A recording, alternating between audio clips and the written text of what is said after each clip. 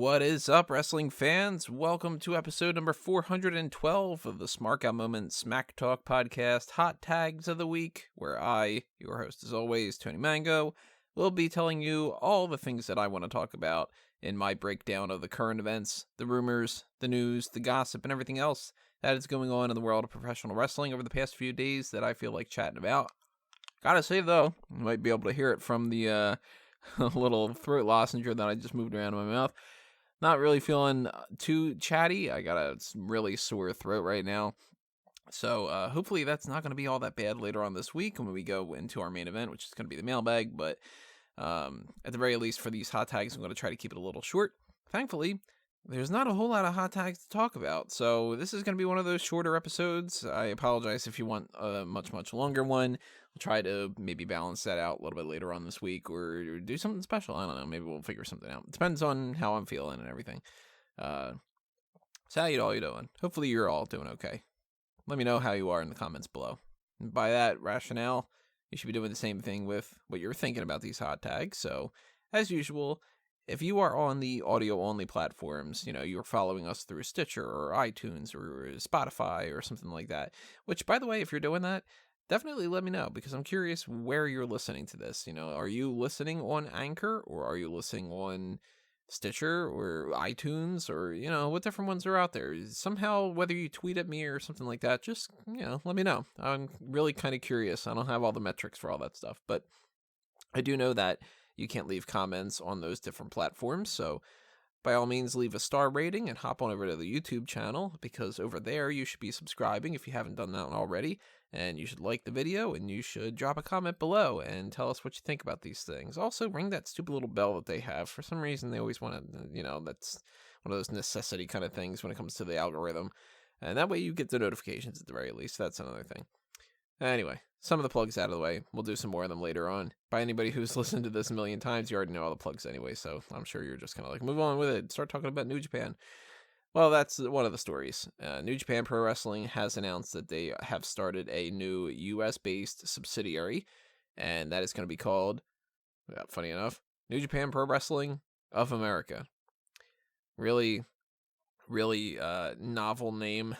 It's, going to go down in history as some of the best, most imaginative names out there. It's a good thing. A lot of people really like New Japan, and if you are a fan of New Japan, more New Japan's a good thing. So what's the bad part about that? It's going to weigh into WWE's whole idea of NXT Japan, I'm sure. I'm sure it's going to cut into AEW and WWE in general, not just the NXT Japan idea. And Impact and Ring of Honor and, the more that there are more companies fighting for the territory that we have right here in the United States, the more that the competition is going to heat up and everything. And that could be good, it could be bad, it could be absolutely nothing. I don't know. I'm not going to follow it. There is just way too much as it is for me to try to take care of just from WWE and AEW alone. And for anybody who's curious, by the way, why Impact doesn't get covered, Impact is that used to be TNA, it used to be a big thing. I used to try to cover it as much as I could.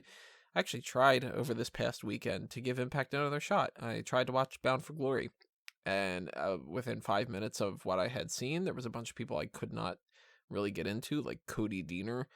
I just thought that the character was kind of ridiculous and everything. And then Hornswoggle came out, and I was like, all right, fuck it. So that's why there's no Impact talk, and it's mostly just WWE with some AEW stuff as well. But New Japan is not one of the things that I can find the time to cover, but I'm sure that Callum and I'm sure Rob will be able to cover some of that in some capacity down the line. They're probably going to be watching that because they do pay more attention to New Japan, so tweet at them or leave a comment below and see if you can respond back with some kind of information about their thoughts on NJPWOA. Oof, God, that's a mouthful. I think it's good. Nothing really to complain about on my end. I will complain about this, though. WWE released one of those videos that I have increasingly become disdainful of, which is WWE Day Of. This one's Hell in a Cell. And this is one of the most pointless ones to watch. Do not watch it. It's like 5 minutes long or something like that, and it's still a waste of time. It's literally just a series of slow motion shots of people. There's no point in it whatsoever. This is one of the stupidest things that they've put up on YouTube. So big old thumbs down on that. So that's another thing that I probably just won't bother watching anymore. If there's any other future episodes of WWE Day Of that are great that you think that I should watch, let me know. But I got a feeling that unless the hot tags are really kind of just blah, probably won't even bother mentioning them in the future. This is probably going to be the end of that. There was WWE Photo Shoot Kane, and that one I actually would recommend. I think that was actually kind of fun. It wasn't anything that was too informative that you wouldn't have gotten from like The Untold about Team Hell No or anything else over the past different documentaries and different Chronicle and this and that. A lot of the same stories, but it wasn't bad. I liked it. I think you should check it out. Let's talk about Xavier Woods. He is going to be out for quite a while. He was wrestling at the live event tour that they have going on in Sydney right now, and he suffered an Achilles injury, just like Ember Moon. I don't know if it's just like it, but they both have Achilles injuries, so they're both going to be out for several different months, and that really sucks, because Xavier Woods is super fun. The one good thing about this, though, not good, I mean, there's nothing good about it, but at least the one, I guess, like, bailout of the whole situation is they still do have two members. Kofi Kingston and Big E are still going to be able to wrestle as the New Day, so that match that they have scheduled for Crown Jewel, they could be the two representatives of that match, and possibly if Xavier Woods is able to travel, he can still, cut promos and stuff like that, and we might not have to just, like, not see him in any capacity going forward for the next bunch of months, but we'll see. In any fashion, it's a shame that he's not going to be able to wrestle because he is a good wrestler, and he's fun, and, it's more versatility for the New Day, and I don't know, it's kind of interesting that this is happening right around this time, where right after Kofi drops that title, now he's going to go back into the tag team situation, and, a year from now, we may look back on this and we may say that is what convinced WWE to never give him another singles thing. He falls into the tag team situation because he needs to, and then they become complacent about that, and he's just back to normal. And that will be a disappointment if that's the case. Although, to be perfectly honest, I expected that to be the case no matter what. I did not think that Kofi Kingston would be able to get another WWE Championship reign in the future. I think that was a one-time thing. I think that they recognized that that was a good idea at the time, and they've already moved on. I mean, just look at how the whole Brock Lesnar situation went down. They jobbed him out, and then they promptly said, all right, nobody should care about that anymore. Let's not even have Kofi try to fight again. So ultimately, I think that we're going to look back on this and we're going to say Xavier Woods' injury impacted Kofi more than Xavier Woods. But we'll see. Very quickly, let me toss out a couple more plugs here. I mentioned before, tweet at me if you want to, because that's kind of what the point is. And if you want to tweet at me, you can follow the Facebook and Twitter accounts. You can't tweet at me on Facebook, but you know what I mean. You can head up the Facebook and Twitter accounts. They're both at Smark Moment, but my personal accounts are Tony Mango. You can find that in the description below on YouTube, and, obviously it's linked all over the place, too. And there's a Mango Tree, and there's Fanboys Anonymous and stuff like that. I'll talk about that in a minute, too. But, yeah, if you tweet at me and I don't get around to getting back to you, it's probably because I'm busy or I don't check Twitter constantly. If it goes to my phone, I'll check it. Sometimes it gets buried in other things, and I just don't really pay all that much attention to it. But I try to respond as much as I can. So, yeah, I'm going to try to be a little bit more active on there. But let's see what we're on right now. Let's talk Randy Orton. Randy Orton was teasing that he might join the AEW roster, and he knows what he's doing here. He's doing it on purpose. He put an Instagram post up. He was next to a thing that said elite level, and he had said, like, TikTok, TikTok. Now, what I find interesting about this, not just the idea that Randy Orton's kind of playing around with this, and I'm sure he's doing it, if not entirely, mostly to troll people, and just to get people talking, and get people like myself to be all like, oh my god, Orton's going to AEW. I don't think that he's going anywhere, but this is what I find the most interesting about the whole situation. He tagged the Revival and Luke Harper and Cody Rhodes and Jericho. Now, that all makes sense. Cody Rhodes and Jericho, obviously two big names in AEW. Revival, for the longest time, they have been saying that they want to go to AEW. It's pretty certain, pretty obvious that they just keep turning down every single offer that WWE gives them, and that they're just going as soon as they can, which will probably be, I think, if I remember correctly, May, or at least April. And then there's Luke Harper. Luke Harper, he requested his release earlier this year, and WWE said, nah. So they tacked a bunch of extra months onto his career, on his contract, and I don't know when that expires, actually. It might be soon, now that I'm thinking about it. They might actually have him around, like, November or so. I don't remember off the top of my head. If you do remember, drop a comment below and tell me, just refresh my memory. But those all people, they are either working with AEW or they are very clearly going to AEW. But he also tagged, out of all the people that he could have also tagged, he could have tagged the Young Bucks. He could have tagged, I mean, there's plenty of other people that are in the mix of, like, that they might leave and go to AEW. But he tagged Riddick Moss and Elias.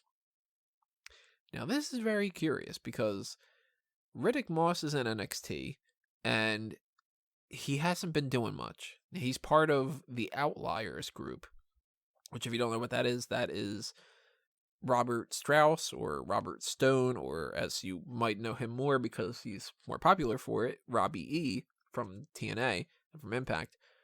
He is their manager of Riddick Moss and Dorian Mack, who used to go by Dan Matha. You might not know Dan Matha, but he was that guy that showed up one time and Samoa Joe completely wrecked him.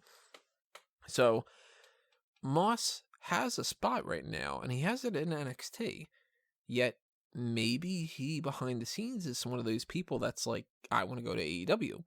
And Elias, I would not have thought Elias would have been one of those people. I would have thought that he would have been a WWE guy, sticking true and true for the most part, because what does he really have to be bothered about? I mean, he's got a character who's super over. He's currently injured right now, so what are they going to do with him? And maybe he thinks he needs to get some title reign or something like that more than the 24/7 championship. And I can understand WWE's philosophy. Rarely I can understand WWE's philosophy, but with Elias, I can understand it. He's not the type of person who I would give the Intercontinental Championship to or something, because he doesn't need that championship to have him do something interesting. Now, of course, this is a company that they say people don't need the championship, and then they don't go ahead and give the championship to somebody like a Brock Lesnar, and, whatever. That just kind of defeats the whole purpose. But I'm really curious now if maybe behind the scenes, Riddick Moss and Elias are two of the people that are in that mix of people that we've been hearing about for quite a while now, that are like, oh, there's plenty of people who want to leave and they want to go to AEW and everything. Maybe Moss and Elias are two of those. Or maybe Moss and Elias are just two of Randy Orton's buds, and he just tagged them because it's funny.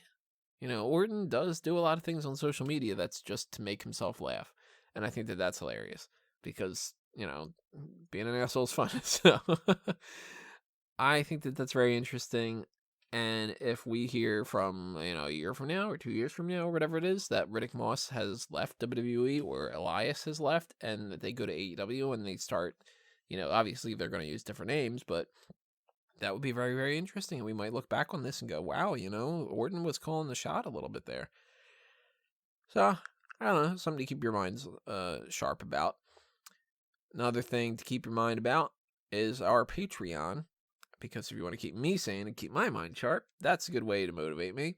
And for all the people that have been a part of that, you can check them out on the Smarks Club on the website. They're part of the affiliates / ads kind of section of that.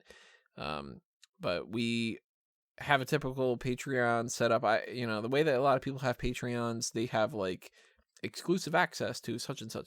We don't really have anything like that going on right now.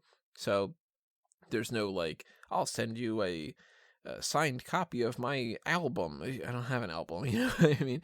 But we're trying to figure out different stuff. And the best thing that I've got going on right now is, if you want to donate to the Pick Your Poison tier, then you can request some kind of a special feature, and I will make sure that I go ahead and sort out the time to do that. And I'm waiting on Guest 5 to toss out another couple ideas. So we'll see if maybe that is something that happens this week or next week or whatever it is. Next week's going to be a little hard with the crown jewel stuff that's happening, and then we get into full gear, and we'll figure out it. This is all behind the scenes thing. I'm rambling on a thing that I said I wanted to make it really short, right? But in any fashion, if you want to take part in that, then donate to the Patreon. And if you don't have enough for that, I mean, I totally understand it. But if you have a little bit of spare change, you want to toss it our way and help support us in any fashion, even $1 actually helps out quite a bit. It sounds kind of stupid, but it does, And, the more people that donate $1, that can make a big difference. Think about it this way. If 1,000 people, and I've got like 4,000 something other people subscribing to this YouTube channel. Let's take that number. If every person who subscribed to this YouTube channel donated $1 a month, that'd be $4,000 that I'd be able to put towards paying people on the website and keeping the lights on metaphorically and physically, and finding time to not have to do things for other websites and focus more on Smark Out Moment and stuff like that.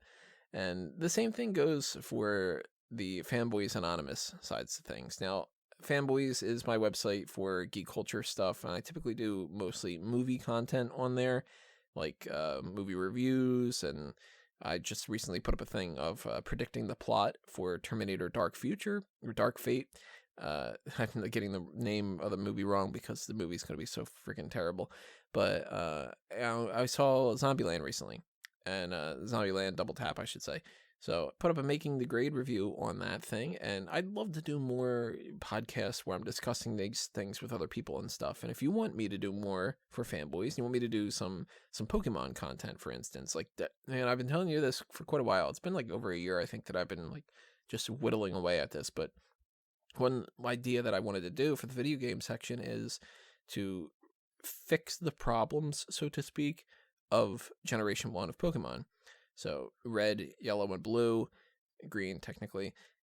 I wanted to redo the Pokedex and redo some of the trainers and some different things like that. Now, not physically, I don't know how to program games, but like to give you a Fanboys Fix It type of thing, of a breakdown of like, I would rename these Pokemon these names, I'd give this typing to this, like different things like that. So I've been trying to work on that here and there in my quote unquote spare time, and we're getting close to the Sword and Shield releases.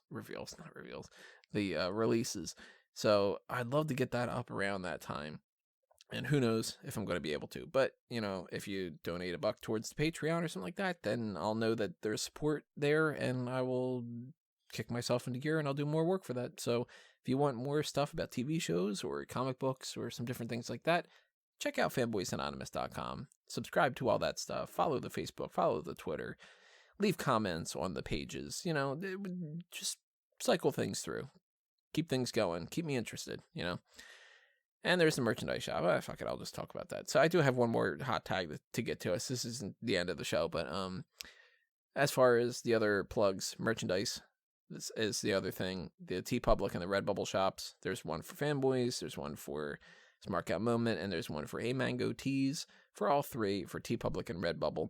Check out them. See if you want to pick up like some stickers or some mugs, or there's a multitude of different types of products. If you got like a laptop case or something and you want like the ha ha ha ha Kennedy joke on there, by all means, lots of people keep buying that thing about 14,605 futures and 1 win from Infinity War. Lots of people buy stickers for that. I still kind of don't get it, but hey, all that stuff is stuff that can keep me to where I can actually go to bed and not have to write up another article or something. It's a weird episode.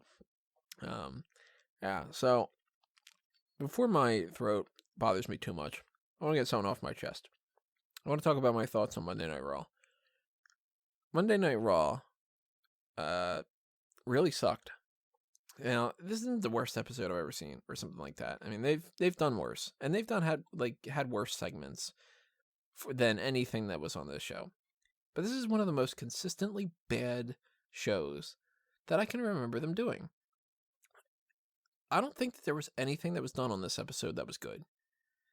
Like, the first match was good. Well, here's the breakdown. If you didn't watch it, I don't blame you.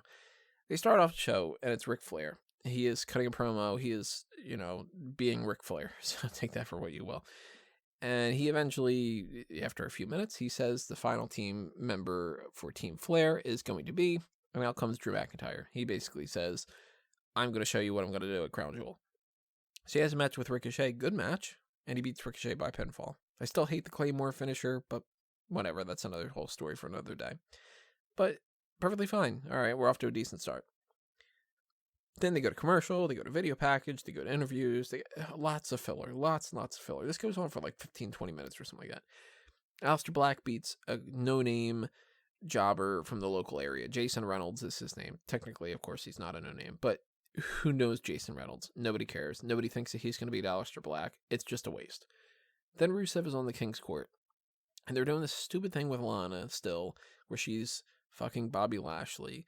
And they're on the Titantron, and they're eating at this restaurant, and it's something that, like, Lana always wanted to go there, and the crowd is just not into this. And I don't blame them, because this is stupid. This is the type of soap opera crap that you would see on daytime television that would be bad for even people that like that kind of stuff. He's still wearing the rutting ring because he hopes that they can all sort it out, and this is just bad, bad storytelling. So he says he's going to go fuck them up, because he knows where they are. Later on in the show, they have this bad brawl. It's not interesting. It's not fun. It's not good to look at. It's not going to be a good clip for Hulu. Nothing like that. So this is just a complete waste of two different segments.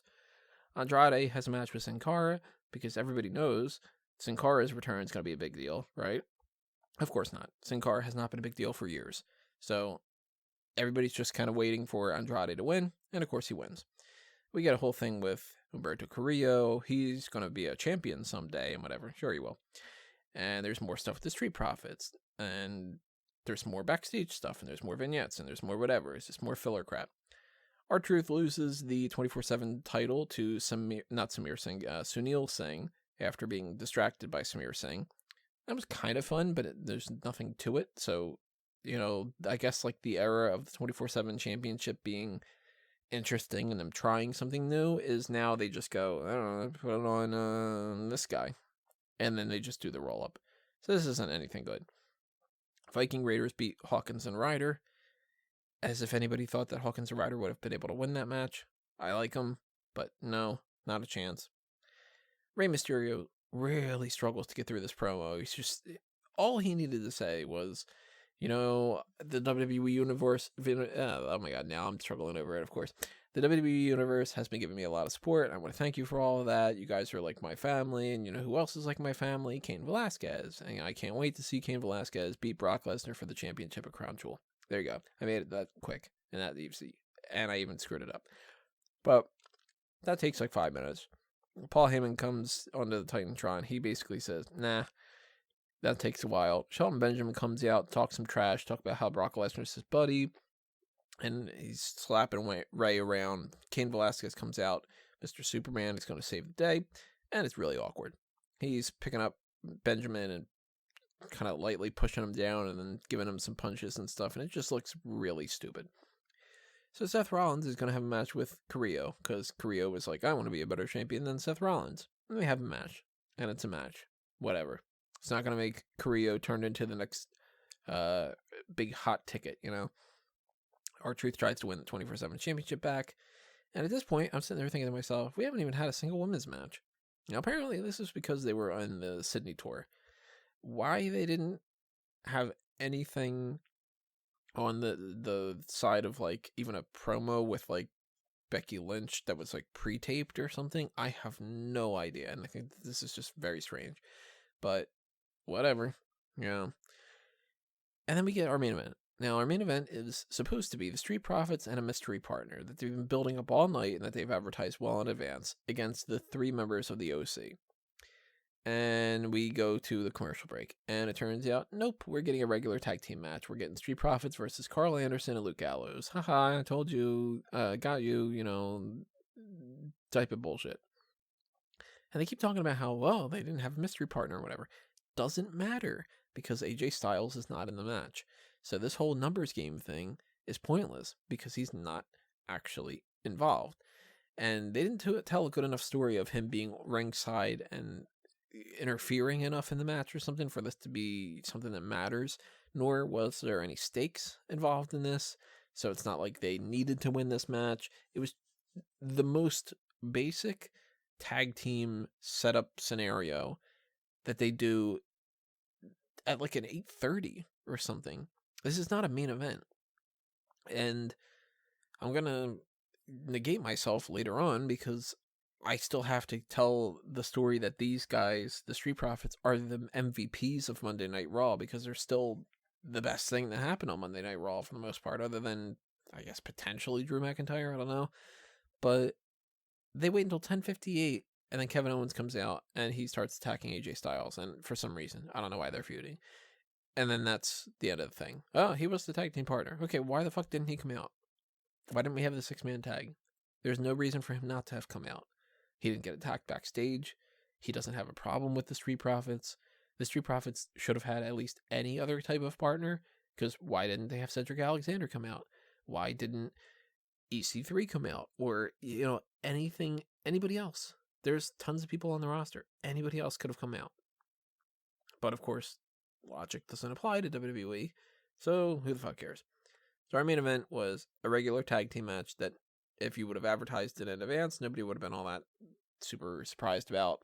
And everybody would have just been like, oh, okay, Street Profits are going to win. So Street Profits win, and that's the end of it. This was advertised as the first episode, essentially, after the draft. Who the hell thinks that this is the right way to go? You want to advertise that you're starting something brand new here, and your idea for a show is you're going to have Aleister Black beat a jobber, a local jobber, not even a named jobber. Andrade beat Sin Cara, who was a jobber. The Viking Raiders beat the jobber tag team of Hawkins and Ryder. A bunch of filler promos, a bunch of things setting up a main event that doesn't happen, a bad Rey Mysterio promo, a horrible Rusev storyline thing, and a lackluster R-Truth 24/7 title switch. The only good thing about this show, really, being the fact that the Street Profits are good and Drew McIntyre and Ricochet had a good match. This is awful. And this is exactly the type of thing that I think that WWE is completely blind to. I think that they think that this was probably a good enough episode. And you're not in an environment right now where you can be okay with good enough. You need to win people back. You don't need to just maintain a certain level of forgiveness. If I were running a business where a lot of people were really disappointed with the way that things were going, like I'm running a Waffle House, and the quality of the waffles is really bad. Do you think that I would look at my product line and say, well, hopefully the next batch is going to be not too disappointing, as opposed to, I really want to figure out a way for people to go, wow, these are the best waffles? Boggles my mind. Really confuses me.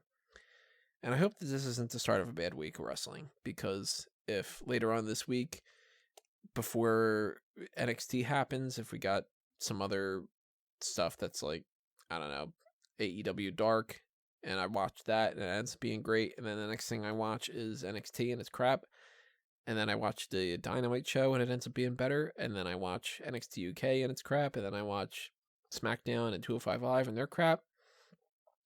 Man. Not going to be a happy camper.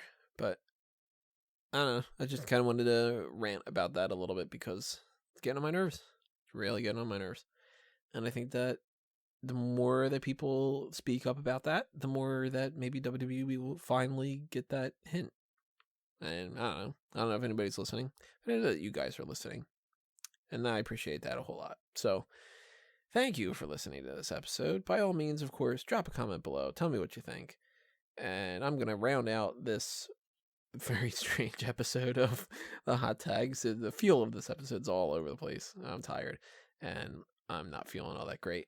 But onward and upward, we are going to have our main event later on this week. Unless, obviously, I'm feeling even worse. But that'll be in the mailbag. So send in those questions. Do that as soon as you possibly can. I can't stress that enough. Because we are probably going to do that on Wednesday afternoon. And I need some time to figure out like all the templates and everything that goes along with that. And if you don't get a chance to send those in time, then save them for the next time.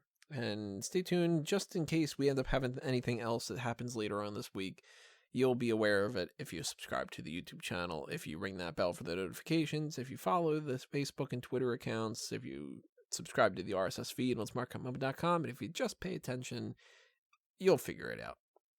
So that's going to do me in for this edition. Thank you for listening to this again, as always, everybody. And I will see you next time. But for now, this has been another Smark Out moment, not being counted out.